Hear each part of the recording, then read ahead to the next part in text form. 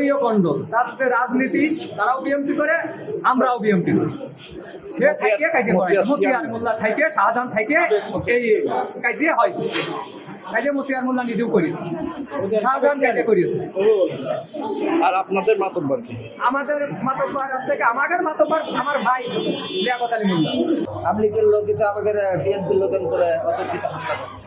মানে আজকে কি নিয়ে আজকে এটা নিয়ে সূত্রপাত হলে বেশ কিছু আমাদের লোকজন বাজারে গেলি করে তাকে মারি উঠে দিচ্ছে, খেদাই দিচ্ছে, মাঠ থেকে উঠাই দিচ্ছে, বুঝেছেন? এই হলো মূল সূত্রপাত। একদিন আগের থেকে এটা সূত্রপাত। আমলিগের লোকজন তারা হঠাৎ করেই বিএনপির লোকজন মাঠে ঘাটাতে উঠাই দিচ্ছে, বাজার গেলে তাকে বাজার থেকে বাইর করে দিচ্ছে।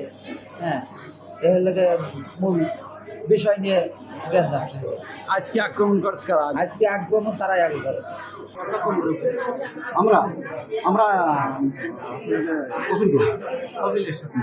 মারামারি শুধু রাজনৈতিক কারণে, অন্য কোনো কারণ সামাজিক যোগাযোগের কারণ।